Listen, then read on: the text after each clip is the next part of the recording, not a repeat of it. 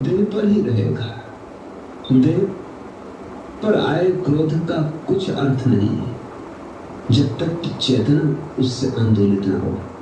चेतना आंदोलित हो तो जुड़ गए।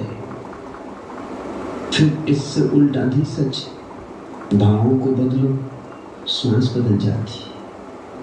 तुम कभी बैठे हो सुबह उगते सूरज को देखते नदी तट पर, भाव शांत है, कोई तरंगे नहीं चित्त में। उगते सूरज के साथ तुम लवलीन हो। लौट कर देखना श्वास का क्या हुआ। श्वास बड़ी शांत हो गई। श्वास में एक रस हो गया, एक स्वाद, छंद बन गया। श्वास संगीतपूर्ण हो गई। विपस्सना का अर्थ है शांत बैठकर श्वास को बिना बदले। ख्याल रखना, प्राणायाम और विपस्सना में यही भेद।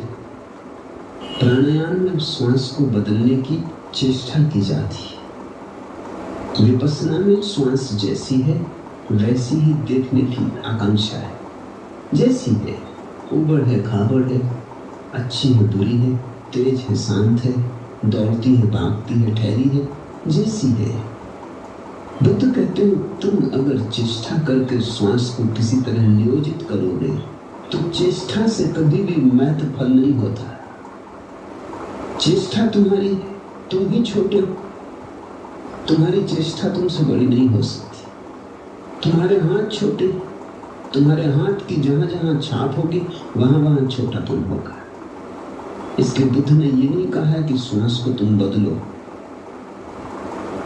बुद्ध ने प्राणायाम का समर्थन नहीं किया है। बुद्ध ने तो कहा तुम तो बैठ जाओ, श्वास तो चली रही है, जैसी चल रही है, बस बैठकर देखते रहो। जैसे राह के किनारे बैठकर कोई राह चलते यात्रियों को देखे, कि नदी तट पर बैठकर नदी की बहती धार को देखे। तुम क्या करोगे? आई बड़ी एक तरंग तो देखोगे और नहीं आई तरंग तो देखोगे।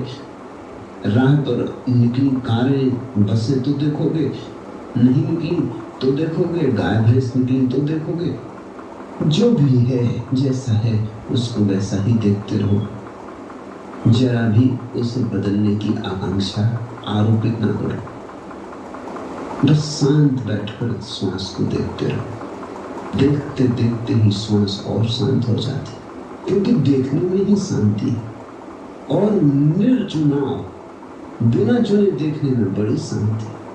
अपने करने का कोई प्रश्न न रहा। जैसा है ठीक है, जैसा है शुभ है।